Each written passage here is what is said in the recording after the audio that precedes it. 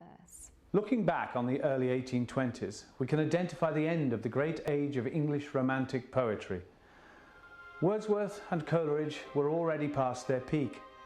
Keats died in 1821.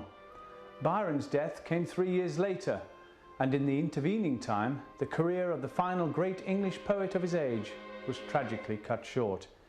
His name was Percy Shelley. Born in 1792, Shelley was perhaps the most radical thinker of all the Romantic poets.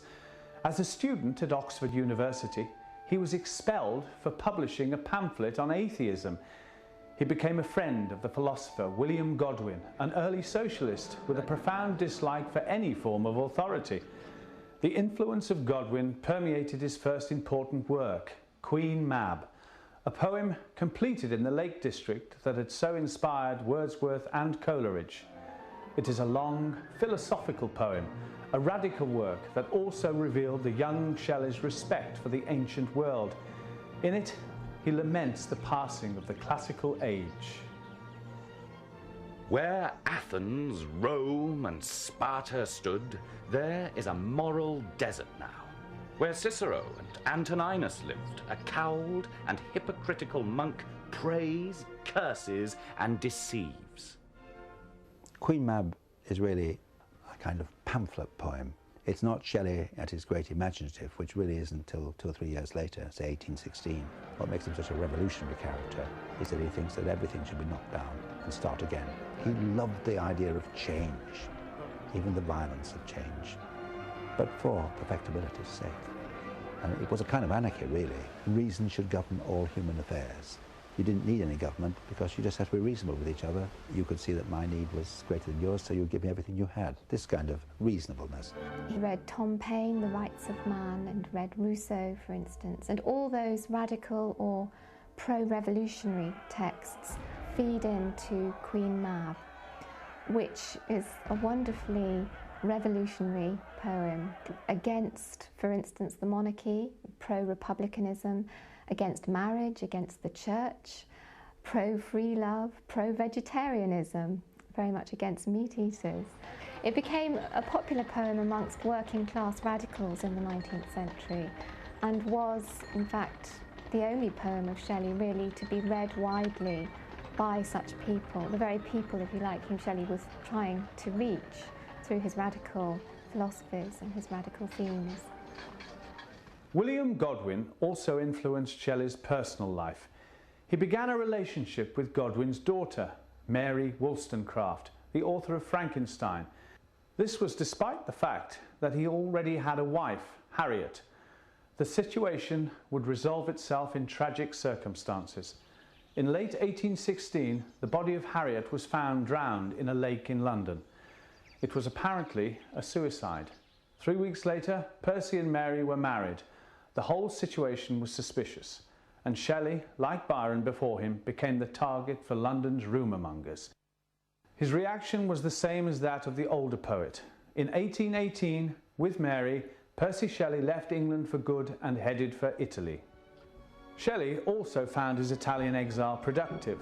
Unsurprisingly, he met regularly with Byron and worked on literary projects with his fellow English poet Leigh Hunt. He composed 2 memorable verse dramas, The Cenci and, most significantly, Prometheus Unbound. But of all the works produced during his exile, it is the shorter poetic forms that perhaps give the best indication of his genius. His 1821 elegy, Adonais, represents his tribute to the recently departed John Keats, while his sonnet, Ozymandias, remains amongst his best-known works. Ozymandias is the Greek name for the great Egyptian pharaoh Ramesses II, a king who covered his land with monuments dedicated to himself. I met a traveller from an ancient land who said, 2 vast and trunkless legs of stone stand in the desert. Near them, on the sand, half sunk, a shattered visage lies, whose frown and wrinkled lip and sneer of cold command tell that its sculptor well those passions read, which yet survive, stamped on these lifeless things, the hand that mocked them, and the heart that fed, and on the pedestal these words appear, My name is Ozymandias, King of Kings.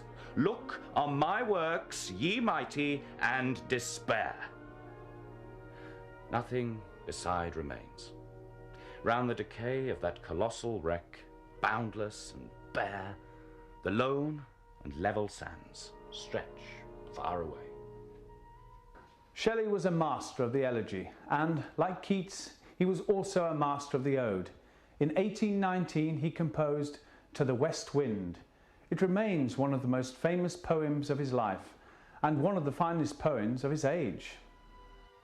O wild west wind, thou breath of autumn's being, thou from whose unseen presence the leaves dead are driven like ghosts from an enchanter fleeing, yellow and black, and pale and hectic red, pestilence-stricken multitudes, O thou who chariotest to their dark wintry bed the winged seeds where they lie cold and low, each like a corpse within its grave, until thin azure sister of the spring shall blow her clarion o'er the dreaming earth, and fill, driving sweet buds like flocks to feed in air, with living hues and odours plain and hill.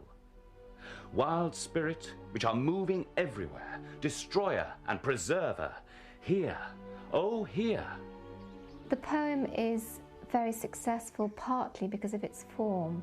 It's in the form of 5 connected sonnets, and Shelley manages to give the poem a great driving forward energy through suspending the main verbs of his sentences so that you have to wait to find out what he's saying through several lines at a time, and that forces you forwards as a reader so that you're actually experiencing the energy of the wind as it rushes forwards towards liberty. And of course the great final question, if winter comes, can spring be far behind? This vision of the future, of a reawakening.